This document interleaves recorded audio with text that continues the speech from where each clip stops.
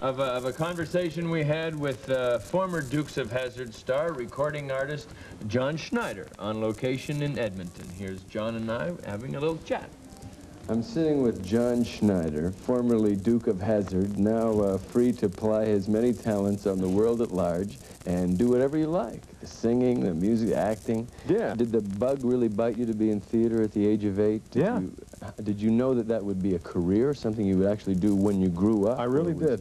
I got involved. I was always very big, always very large, so I got to work with a lot of people who were older. You know, community theater, I got to work with people 30 and 40 when I was 10 and 11. So what they used to do a lot was go to children's hospitals and entertain sick kids. So at 11 years old, seeing that I could go out and do something, whether it was a Scarecrow in The Wizard of Oz or whatever it was, and make a big kid at that time, you know, someone 15 or 18 or 20, make them smile, you know, when they were in a wheelchair or whatever, that kind of got to me.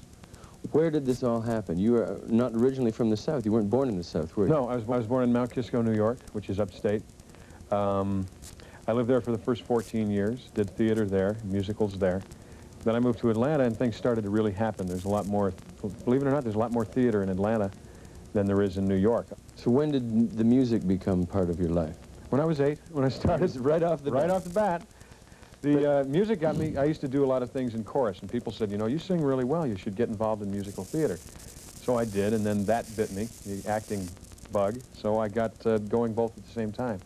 So the only job I've ever had where I did not sing and act, or try to act or try to sing, whatever, I don't want to sound like that. The only job I ever had when I wasn't singing or acting was Duke's, first time.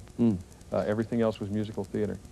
What kind of music do you have most fun doing? Because you have a legitimate voice and a beautiful resonant tone, and you sound great, but you also handle pop stuff well.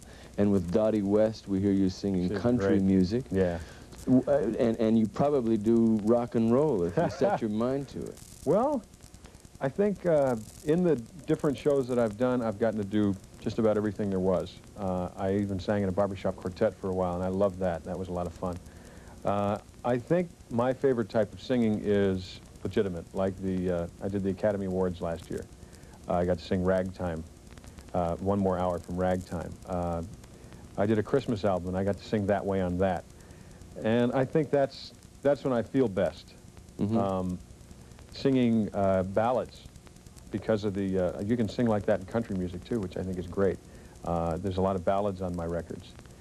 You get to really sing, you get to really wail, you get to, emotion, I think that's very important. Songs about, someone can listen to a song and say, you know, gee, I just went through that, whether it's a love song, people breaking up or just getting together, whatever. They say, gee, I just went through that, or gee, I'm going through that now. You know, rather than just music for the sake of music.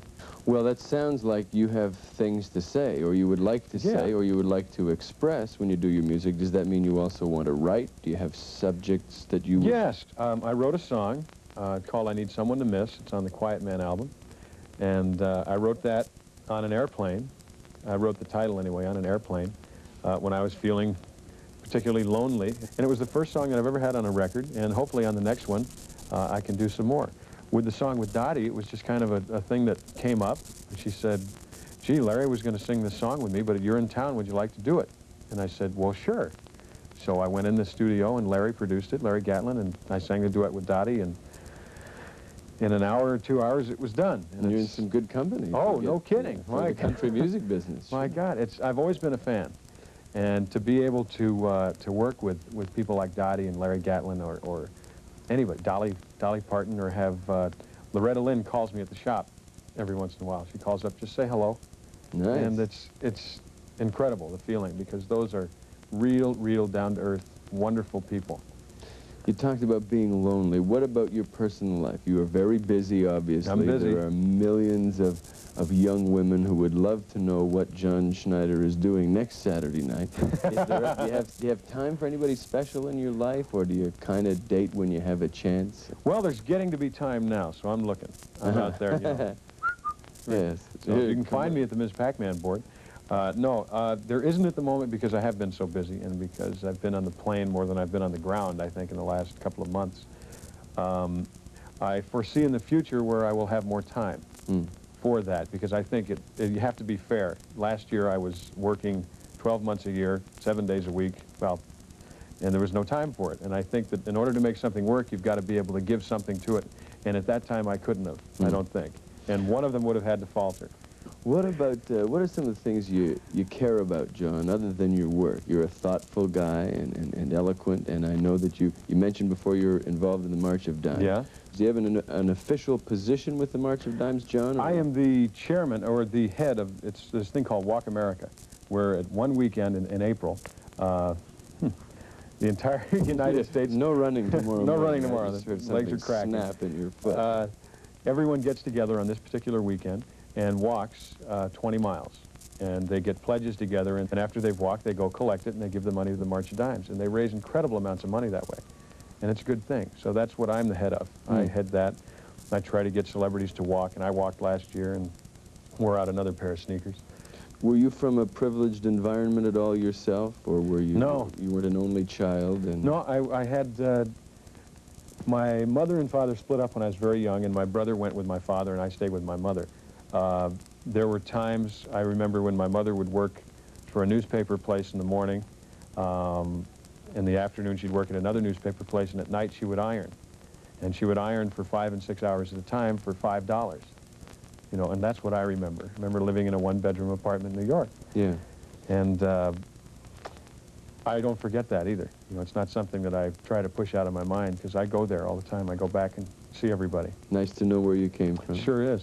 Your manager refers to you as the brightest guy that he's ever worked with.